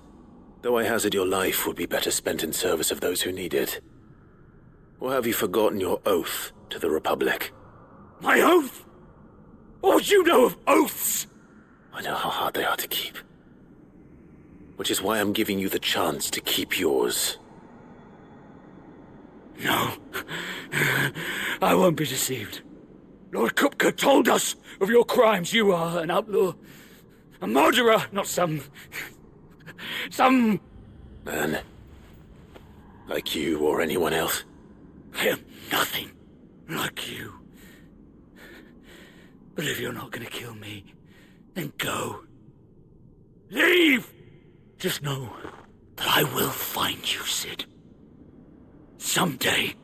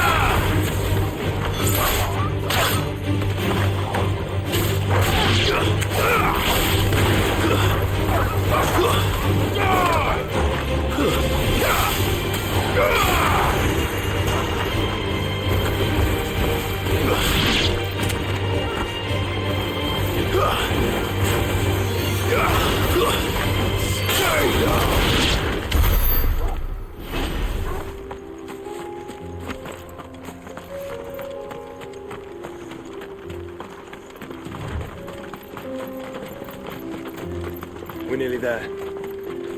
Have you been to Tabor before? There are a few places I haven't.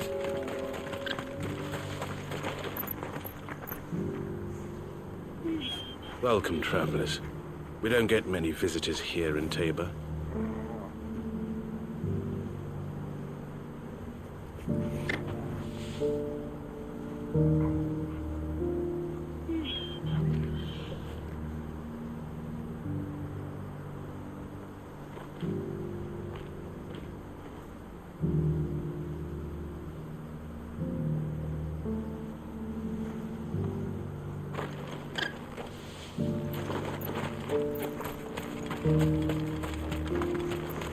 Where now, Joshua?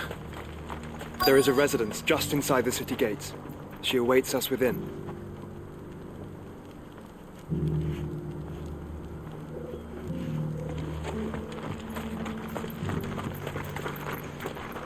Welcome, welcome.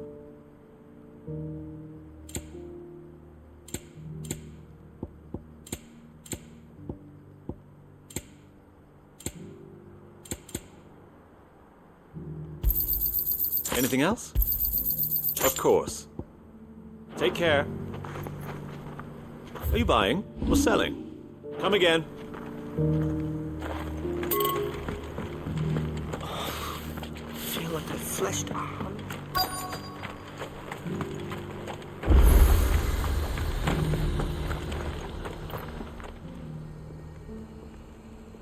Well, this isn't at all foreboding.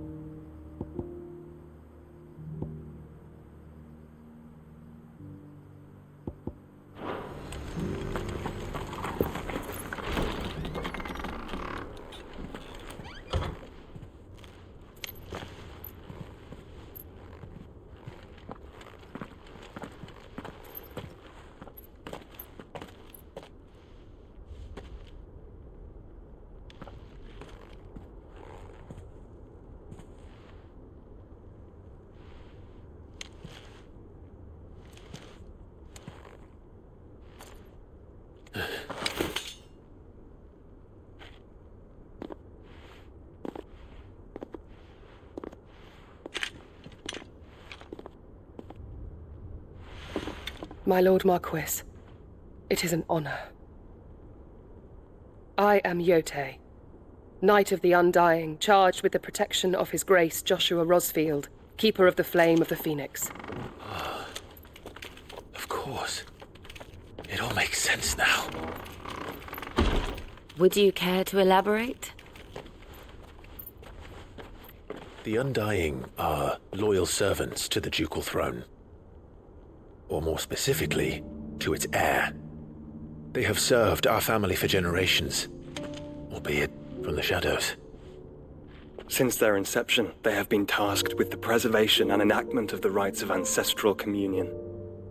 After the events at Phoenix Gate, it was the Undying who delivered me to safety.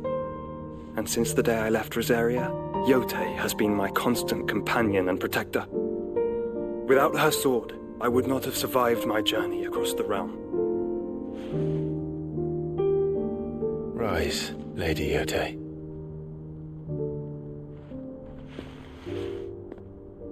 You saved my brother. I owe you a debt I can never repay. I but did my duty. Come now. Tell us what you've discovered. Your Grace. It is as you feared. The vessel we spied off the coast of the Crystalline Dominion on the night of her fall. It was the Einherjar. Beyond any doubt. The Black Galleon. Joshua, the Einherjar is the Royalists' flagship. What business would they have in the Dominion? Upon learning of Waloed's involvement in recent events at Drake's Fang, I sensed the malign influence of Ultima, and bid Yote and the Undying look into the matter. We have reason to believe that the Black Galleon weighed anchor shortly after the fighting began, and set a course due south. For Canva. Then it is Waloed knights who besiege the cities. What is left of them? Yes. And the Black Galleon sails at but one man's behest. Barnabas Tharm.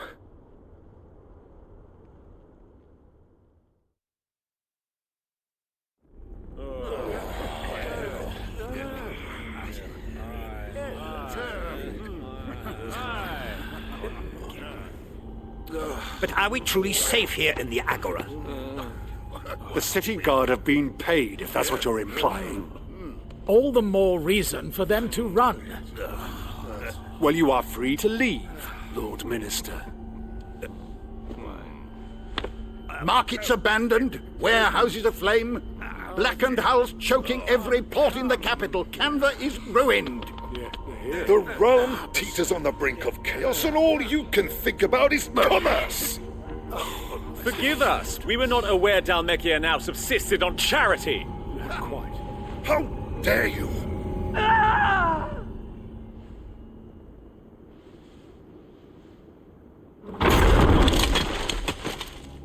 Distinguished members of the Council, you must forgive His Majesty this intrusion.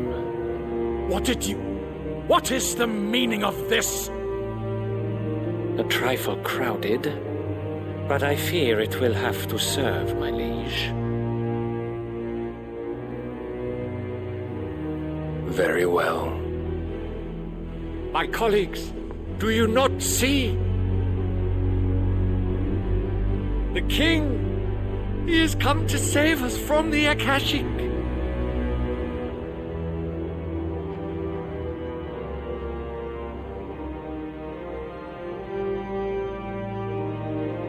He is a gift from the heavens, divine intervention, our very salvation.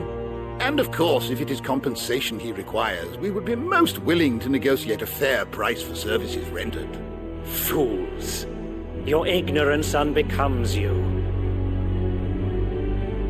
Your Majesty, correct me if I'm wrong, but I would swear that the fiends washing the cobbles of Canva with the blood of her citizens wear the colors of Waloed. Ha! So you do not deny it. Guards, fetter them, and see our guests to the dungeons!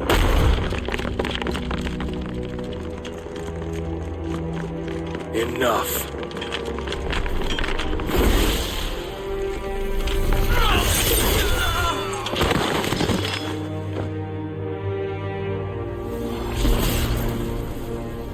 Pathetic creatures.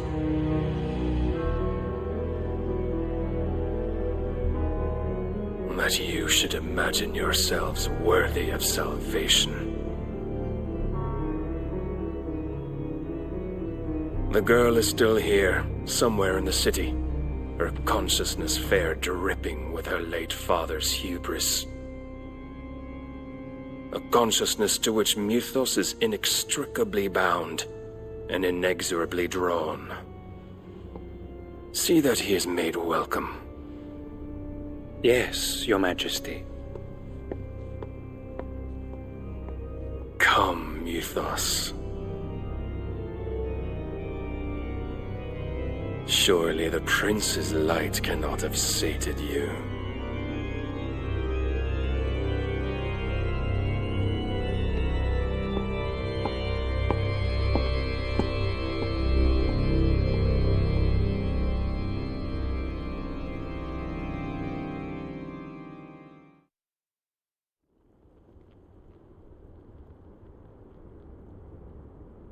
So then, how long has Waloed been under Ultima's control?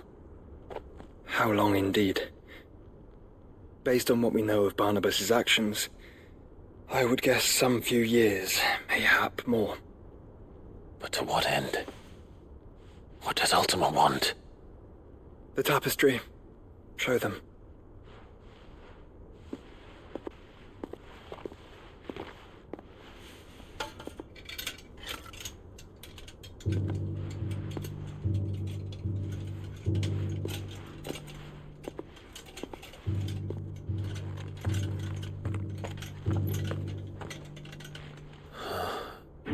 By the flames. Phoenix Gate, Drake's Breath, and now here. But what is it? It is old, ancient, even. Naught remains of the faith it represents, save what can be gleaned from the image itself. None could tell me what the one in the apothecary meant, even the Undying. But I believe it may be the key to discerning Ultima's purpose. That figure in the center, the one beneath whom the Eikons congregate, that I believe to be Ultima. He is a god, or at least godlike, his very existence beyond our ken. The Eikons, and by extension their dominants, are meant to be his subjects, and while some, like Barnabas, have accepted this role, others have rejected it, like you, Clive, which is rather inconvenient, as it appears he needs you most of all. And gods don't like to be disobeyed. No, I don't suppose they do. Clive, may I tell Yote of the lake? By all means. Yote, I will be accompanying my brother to the Free Cities. Whilst we are afield, I would have you watch over those Clive has made his wards. Omielos delan tuisag ilith. Though well concealed, the hideaway lacks trained fighters to defend its occupants should they be discovered.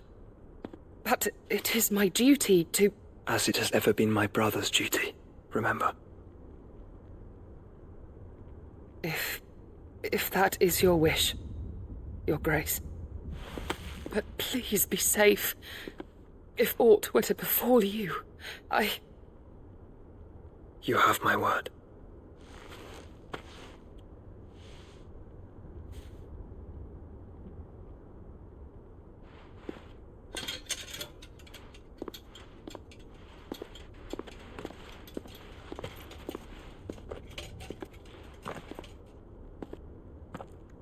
Farewell, my lord, my lady.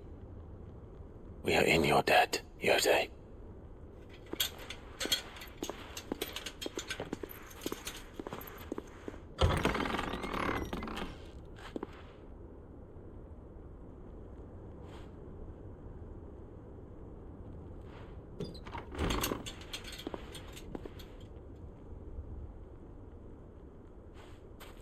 Let's find our friends.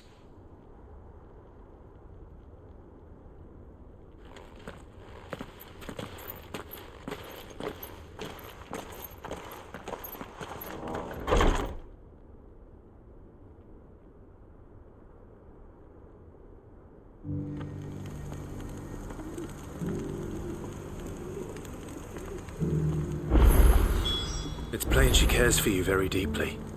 And I her, which is why I had to let her go.